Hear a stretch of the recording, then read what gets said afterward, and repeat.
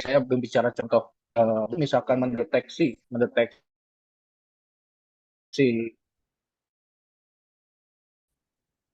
dalam hal mendeteksi akan akurasi. Nah, state of the art 90% dia menggunakan metode A, metode B, metode C digabungkan menjadi metode D.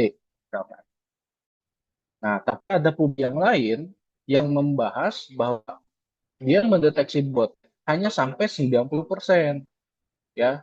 Tapi dia hanya menggunakan metode B.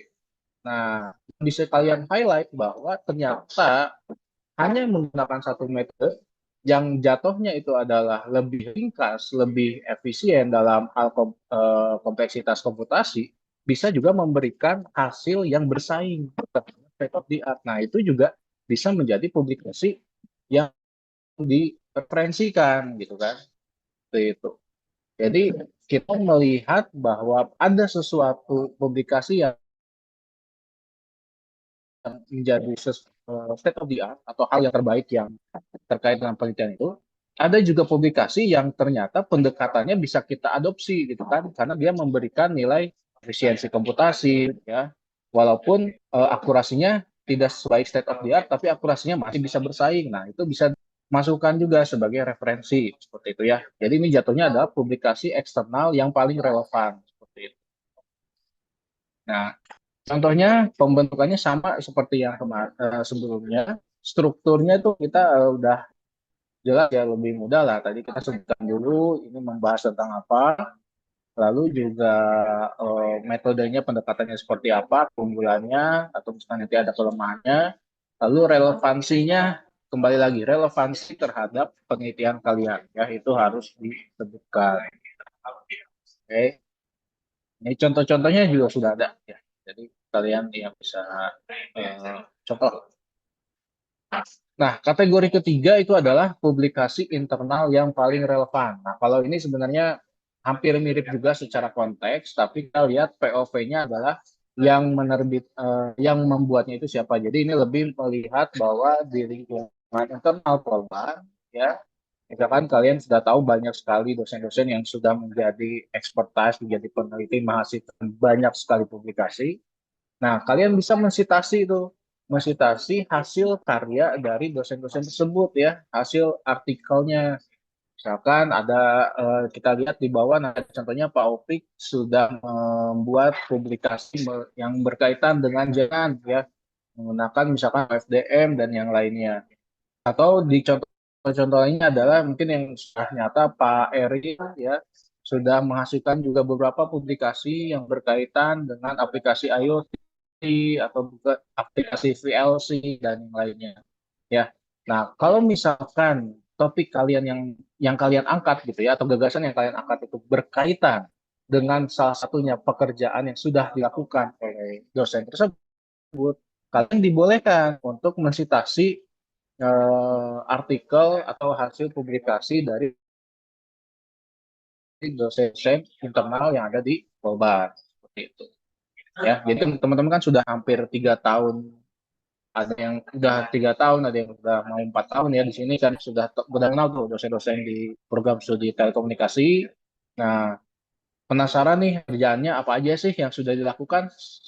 Singkatnya kan kalian bisa saja masuk ke Google Scholar, searchinglah nama-nama dosen yang ada di program studi telekomunikasi, ataupun juga bisa di jurusan elektro ya, atau bahkan bisa satu polban. Intinya ini adalah berkaitan dengan hasil-hasil publikasi yang sudah dilakukan oleh dosen internal polban. Jadi kalian nanti punya gambaran juga. Nah, gagasan liar kalian, saya pengen tentang jaringan atau saya pengen tentang IoT, tapi pengen dibedah lagi meng-highlight aspek telkomnya. Apa yang harus di-highlight?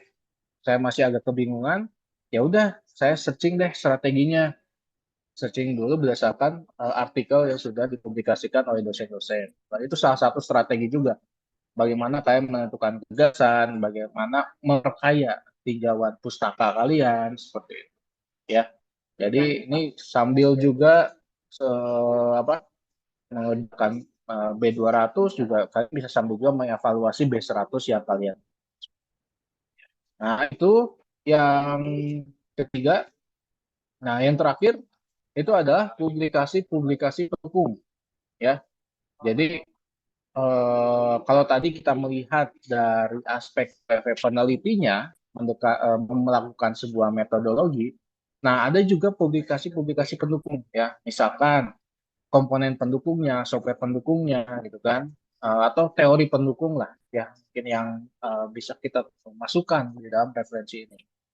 Jadi kalau misalkan kita membahas penelitian mengenai 6G, gitu kan, nah kita kan selayaknya juga memasukkan teori pendukung 6G itu seperti apa, gitu ya, berkaitan dengan topik TA kalian, gitu kan. Kalau saya ingin mengoptimasi misalkan komunikasi jaringan arsitektur delay tolerant network. Nah, itu saya harus mencantumkan dulu juga teori delay tolerant network itu seperti apa, kondisi terkini itu seperti apa kelemahannya, apa kelebihannya. Nah, itu saya harus bisa memberikan informasi tersebut sebagai referensi di dalam pustaka. Nah, informasi masuklah ke dalam kategori aplikasi pendukung seperti itu. Dan perlu di-highlight bahwa di sini diterangkan ya, jumlah publikasi pendukung ini adalah 15 di jumlah publikasi yang telah digunakan. Jadi secara tersurat juga terlihat bahwa pinjaman pustaka ini ya minimal itu harus ada 15 referensi ya.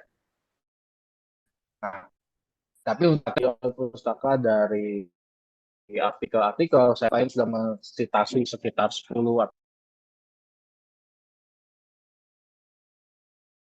atau 12 artikel, kalian bisa memasukkan publikasi ya seperti itu dan dijelaskan pada kategori publikasi pendukung ini ya. Nah, di bawahnya juga sama seperti sebelumnya sudah disampaikan juga contoh-contohnya ya. Jadi strukturnya juga sama, struktur bagaimana membuat paragrafnya. Jadi kalian tidak akan terlalu pusing di saat. Nah, yang pasti kalau di kategori pendukung ya membahas, ya, saya bisa bilang teori dasarnya atau teori pendukungnya lah ya, atau komponen penting yang memang harus dibahas kan, karena kalau nggak ada komponen tersebut ya riset ini akan menjadi terhambat seperti itu. Itu juga bisa dibahas di sini, gitu kan. Nah, tapi pembahasannya juga sudah ditentukan di atau di sini ya tadi yang contohnya. Jadi sudah ada strukturnya yang pasti berkaitan atau relevansi dengan topik penelitian kalian. Tuh. Nah, setelah kalian membuat semuanya, yang terakhir yang tadi saya katakan bahwa di ujung dokumen B200 harus ada perbandingan dari gagasan kalian dengan topik yang sudah ada, ya. Nah, perbandingannya itu di sini dijelaskan bahwa bisa disusun dalam paragraf dan juga ditambahkan dalam bentuk tabel. Nah, jadi kalau misalkan di sini contohnya pada bagian ini mahasiswa diminta untuk mendeskripsikan secara lebih komprehensif bagaimana sistem tersebut bekerja, termasuk alur proses, mekanisme antar blok, dan yang lainnya. Nah, kita langsung contohnya aja lah ya, kita lihat, misalnya langsung paham di yang contoh. Nah, bagaimana kita menuliskan di perbandingan, di kolom section perbandingan ini adalah kita sudah menganalisis pinjam pustaka yang sudah ada. Nah, misalkan di sini ya, kalian lihat. Nah, jadi kita benar kalau sekarang di sini udah membahas benar-benar terkait dengan relevansi penelitian. Jadi penelitian yang diangkat ya. Jadi nanti bisa dikatakan bahwa metode ini menggunakan ABCD ya. Nah, sistem dirancang melalui tahapan ini. Nah, nanti tapi ada kelemahan seperti apa masih masih menghabiskan komputasi yang besar contohnya. Nah, jadi perbandingan itu bisa kalian bandingkan di sini. Jadi buatlah kalimat yang memang terkesan membandingkan hasil dari penelitian yang sudah ada dengan gagasan dengan nanti ditutup dengan paragraf gagasan kalian. Nah, lalu juga di sini kita lanjutkan. Selain itu, pengujian sistem dilakukan melalui simulasi. Nah, hasil dari sistem yang diusulkan akan dibandingkan terhadap dosen referensi. ya. Nah, membandingkan lagi kan dengan referensi yang tadi kita sudah bahas. Nah, teknik mereka itu sederhana tapi berhasil menurunkan PAPR dan pendekatan ini masih memiliki kelemahan dalam hal out of band radiation. Jadi kita udah tahu, oh teknik mereka tuh udah bagus, udah bisa menghasilkan ini. Namun kita rasa bahwa teknik tersebut tuh masih ada beberapa kelemahan yang perlu kita antisipasi. Contohnya di sini disebutkan kelemahannya adalah out of band radiation serta tidak mengadaptasi kondisi kanal secara dinamis. Nah, runtutannya kan nanti kan jelas ya.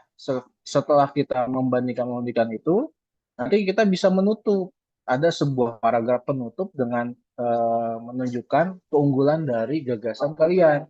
Jadi, dengan menggabungkan berbagai aspek dari metode sebelumnya dan menyempurnakan melalui integrasi blok adaptif dan sekian, diharapkan dapat memberikan solusi teknis yang lebih imbang untuk kebutuhan komunikasi digital pada perangkat terbatas daya. Contohnya kayak gitu. Jadi kalian udah analisa, sebutkan juga, nggak apa-apa disebutkan bahwa mereka punya kelebihan ini, tapi juga kekurangannya gini. Analisa lagi perbandingan berikutnya, analisa lagi perbandingan berikutnya.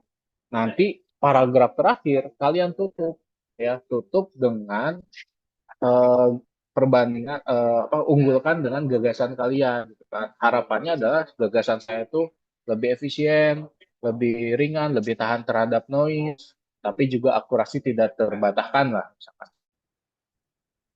Ya, nah dari sekian paragraf tadi juga bisa dilengkapi dengan sebuah tabel, ya, sebuah tabel yang komprehensif, ya, misalkan di kolom sebelah kiri itu adalah tahun, lalu juga kolom berikutnya diisi dengan topik peneliti, judul ya, sorry, nama penelitinya, judul penelitinya, lalu juga topiknya, kelebihannya apa, kekurangannya apa, gitu kan. Nanti di baris paling terakhir itu adalah eh, topik atau gagasan yang kalian usungkan.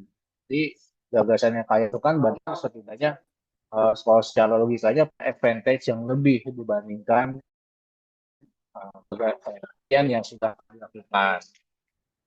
Nah, gitu ya.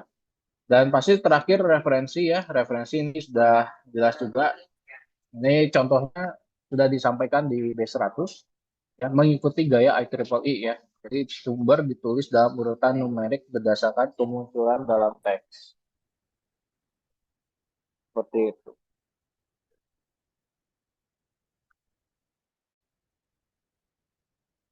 Ya, mungkin seperti itu ya bahasannya untuk B200. Sampai sini dulu ada pertanyaan atau ini yang tambahan juga boleh yang disampaikan kan.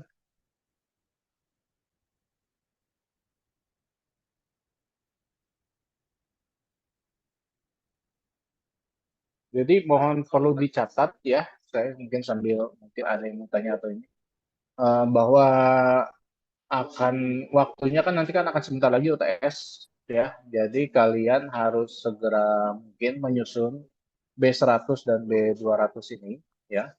Nah, selama perjalanan kan ini mungkin akan banyak revisi, tetapi pada satu UTS tetap kalian itu menyelesaikan dokumen B100 dan B200 ini dan akan di-upload di sistem Sista yang sudah diimplementasikan seperti itu.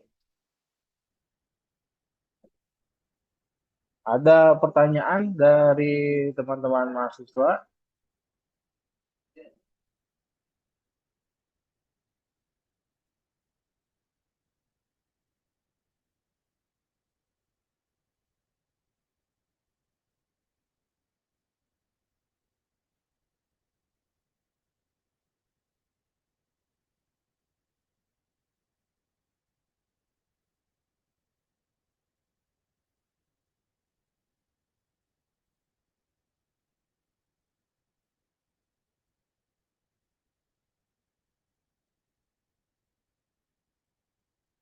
Kalau tidak ada pertanyaan, tidak ada tambahan mungkin dari Pak Eril, Pak Opik, ataupun Pak Hersok, silakan bila ada tambahan.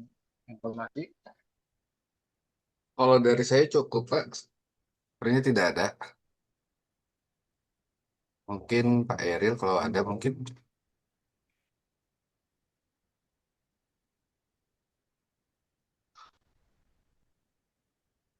Oh ya, paling nambahin ini aja, Pak. Karena salah satu syarat dokumen B11200 kan ada pengesahan dari ini ya, harus ada validasi dari pembimbing. Jadi diharapkan nanti pas UTS itu dengan pengumpulan B100 dan 200 sudah pada punya pembimbing juga.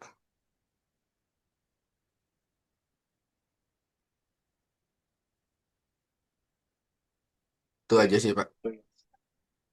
Oke, siap. Pak Opik, terima kasih infonya. Oh ya, ini ada komentar dari Aldizan. Pak izin mengkonfirmasi untuk web sisanya error tidak bisa diakses. Ya, eh, nanti ini agak lagi ada sedikit perbaikan ya. Nanti akan diupdate lagi. Akan segera online lagi ya. Terima kasih informasinya dari Aldizan. Cuman yang kami harapkan pastinya konteksnya adalah bagaimana dokumen-dokumen ini kalian juga bisa penuhi ya. Jadi nanti masa administrasi pasti memang menggunakan Sista, tapi yang paling penting atau paling urgent menuju 2 minggu ke depan itu adalah kalian sudah membuat dokumen B100 dan B200 ini dan juga bila memungkinkan sudah disertai dokumen A100 tadi ya yang Pak Taufik sampaikan. Jadi sudah sih dari dosen pembimbing tersebut. Gitu.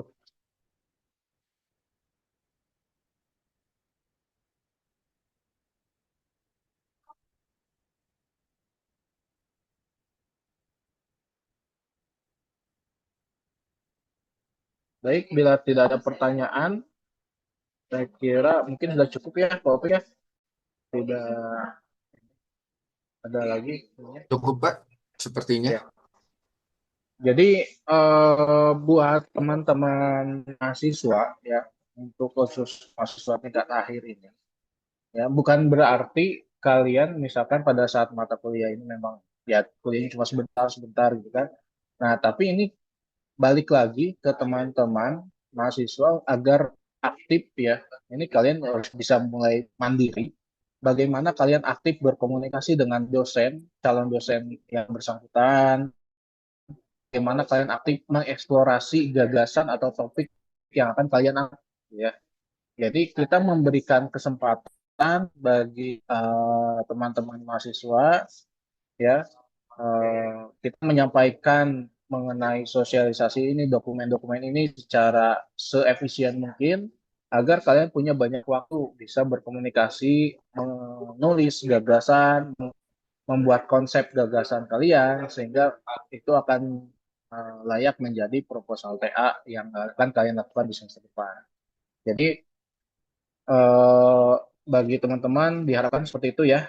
Ini kuliahnya mungkin memang singkat, tapi kami sangat mengharapkan sekali bahwa teman-teman mahasiswa bisa menjadi lebih aktif ya bagi ekspor apa saja yang mau kalian angkat dan juga berkomunikasi dengan calon dosen pembimbing kalian nanti di tahun depan. Saya kira itu sudah cukup untuk materinya ya. Terima kasih untuk semuanya. Lalu juga bagi yang memiliki tensi hari ini juga jangan lupa untuk diklik absensinya. Nah, saya kira seperti itu saya cukupkan untuk pertemuan hari ini. Terima kasih atas perhatiannya. Mohon maaf bila ada kesalahan atau kekurangan. Ya, saya tutup. Wassalamualaikum warahmatullahi wabarakatuh. Waalaikumsalam warahmatullahi wabarakatuh. Waalaikumsalam warahmatullahi Mas, banyak wabarakatuh. terima Terima kasih, kasih. Pak. Terima kasih, Pak.